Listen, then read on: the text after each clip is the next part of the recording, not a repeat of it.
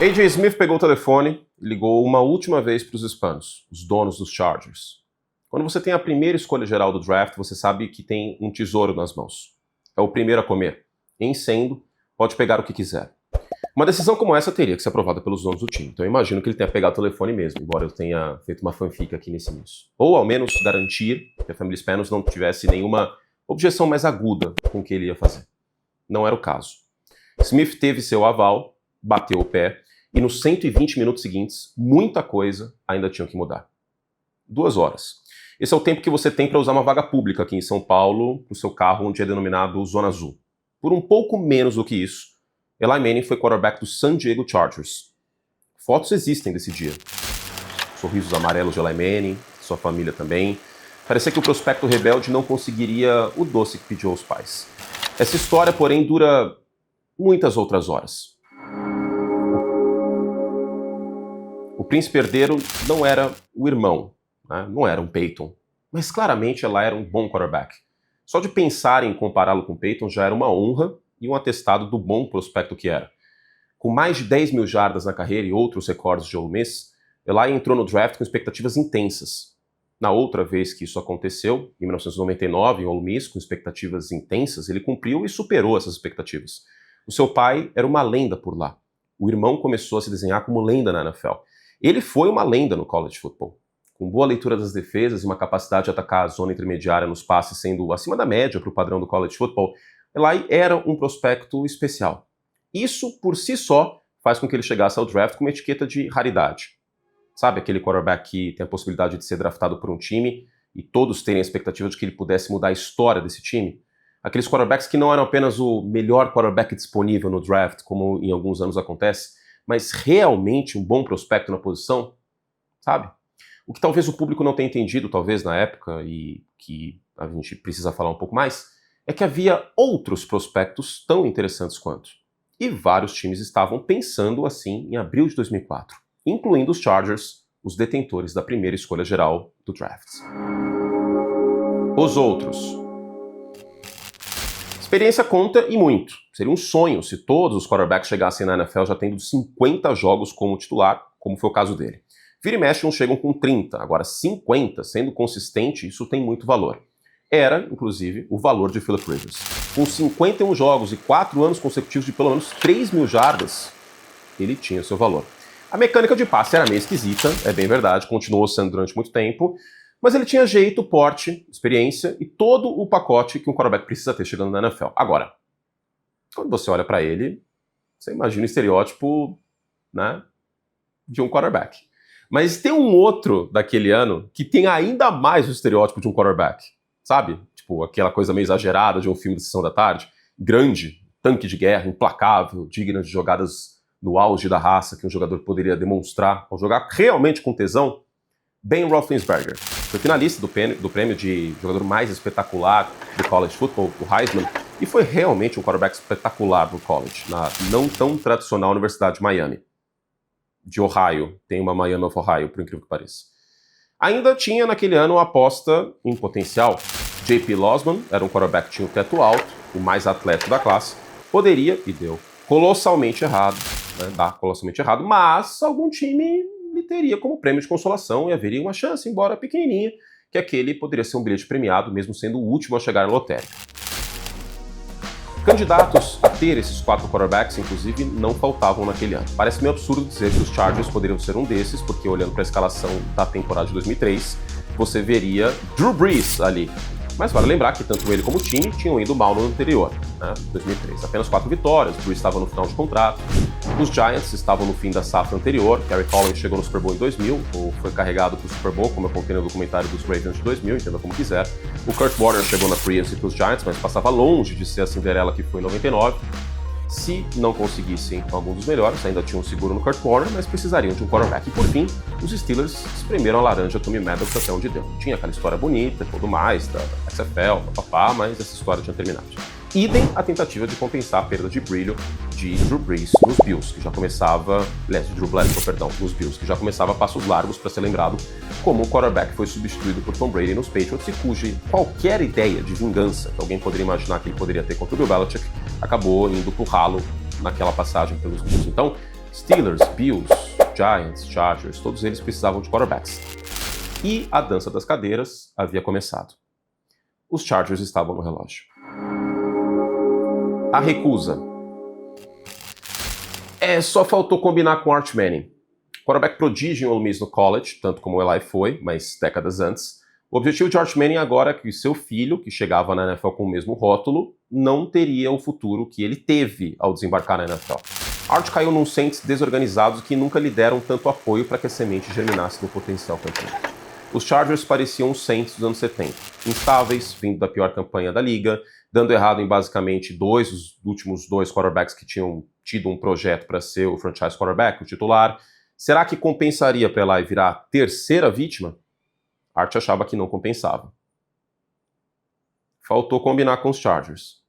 Esse draft começa muito antes dos Chargers estarem on the clock. O próprio Arch visitou várias franquias antes do draft. E o Eli Manning não apareceu no first date, ou seja, sequer realizou um treino privado com os Chargers. A família Manning deixava claro nos contatos com a imprensa que preferiam ir para Nova York e ir para os Giants, detentores da quarta escolha daquele draft. Não tão distante da primeira dos Chargers para uma troca, né? Não precisaria muito para que Nova York subisse. Afinal de contas, a subida era pelo melhor prospecto e por alguém que queria realmente ir para lá. Faltou combinar com os Chargers. Não era a primeira vez que um jogador fazia isso. Em 83, John Elway chegou com um rótulo que ainda tem quando comparado aos pares que viriam depois. O melhor prospecto da posição a chegar no draft. Para mim ainda é o caso. Para mim, o John Elway em 83 ainda é o melhor prospecto na posição de quarterback. A questão é que agora o Ernie Accorsi estaria do outro lado.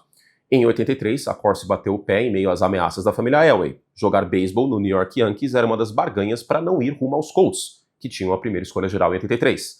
Agora, Accorsi, general manager dos Giants, precisa dar um jeito do melhor quarterback do draft ir de fato para Nova York, mas para os Giants. Antes, porém, A.J. Smith jogaria da mesma forma, usaria a mesma jogada que Accorsi usou com Elway. Bateria o pé. Abre aspas, se você é o melhor jogador do draft, vamos te draftar. Disparava contra a família Manning.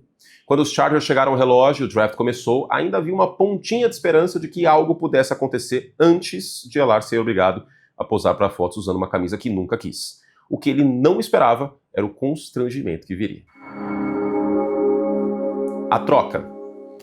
A novela O Direito de Escolher, minha referência a Direito de Nascer, uma grande novela dos anos 60 da Glória Magalhães, enfim, seguiria nos instantes seguintes. Os Chargers seguiriam com um plano e draftariam Eli. Sem graça, constrangido, querendo estar em outro lugar, ou talvez em outro planeta, mas certamente em outro time, Eli posou brevemente com a camisa dos Chargers. Nas quase 2 horas que se seguiram, as negociações se intensificaram. Os Chargers sabiam que tinham pouca barganha e chegou a vez de outra camisa parecer estranha para um quarterback que nunca chegaria a vesti-la num jogo.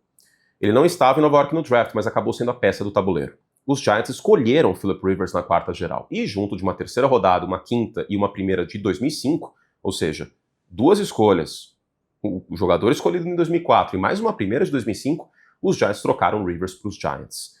Perdão, para os Giants, eu falei para os Giants, para os Chargers, né? Os Giants trocaram os Rivers para os Chargers. Receberam um Eli Manning que queria, de fato, estar ali. E que lá mudaria a história da NFL para sempre. Muitos me perguntam, o jogador é obrigado a jogar pelo time que ele escolheu? Não. Mas se ele não quiser, torna as coisas bem mais complicadas, como foi em 2004. Imagina se alguém tivesse subido para cima dos Giants e escolhido Rivers antes. Será que a troca cairia? Eli Manning ficaria sentado por um ano e voltaria ao draft de 2005 junto de Alex Smith e Aaron Rodgers? Será que o Eli teria sido escolhido pelos 49ers na primeira geral de 2005, por exemplo, e um efeito dominó aconteceria?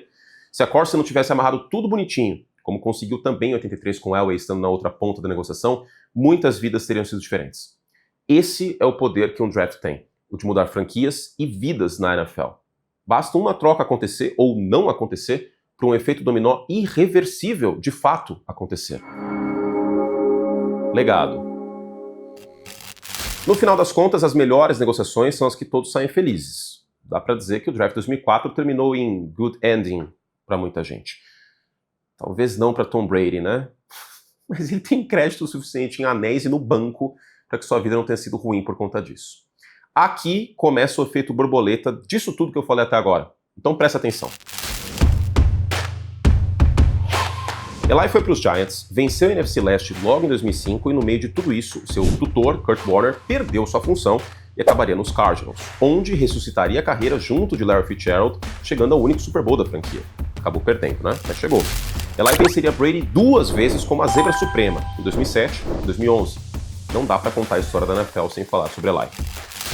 Philip Rivers não foi um campeão, mas foi um quarterback muito bom por muitos anos. E em 2025, teve seu último ato ao substituir Daniel Jones machucado por alguns jogos nos Colts, fazer os adolescentes de 2004 lembrarem como era a NFL e a vida naquela época. Rivers fez com que Drew Brees ficasse dispensável em San Diego.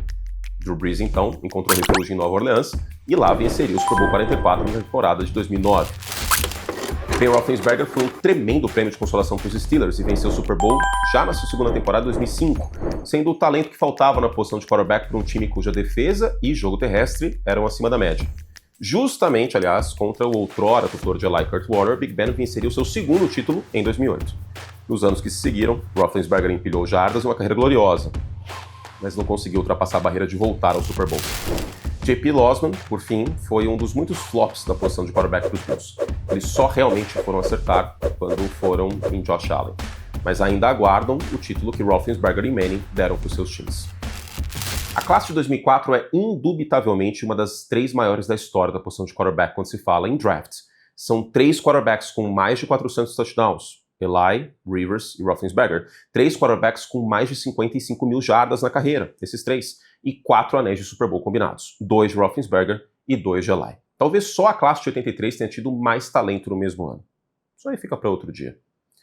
Agora, também deixa o legado que essa foi a última vez que a gente teve uma novela O Direito de Escolher. O Caleb Williams, segundo fontes, chegou até a flertar com isso, mas acabou indo para os Bears e lá ainda, graças a Deus, está. E outros quarterbacks até tiveram rumores um pouco assim ventilados, mas nada como aconteceu com Eli em 2004. Com as 32 franquias dando possibilidades para o quarterback brilhar e a grana rolando agora no college football com o direito de imagem sendo possibilidade, não é mais tão comum ver alguém fazendo o que o Eli fez, batendo o pé e dizendo que não jogaria nem a pau naquele time. Esse é o legado, esses são os muitos legados daquele draft 2004. Gostou desse documentário? Não esquece de virar membro do canal para ter acesso antecipado aos docs. Graças a eles, aliás, os membros, a gente pode separar tempo e investir em editores para o canal. Então, como sempre, meu muito obrigado a você que financia essa bagunça. Antônio Curti aqui, e da minha parte, fizemos todo o estrago que podíamos. Até a próxima.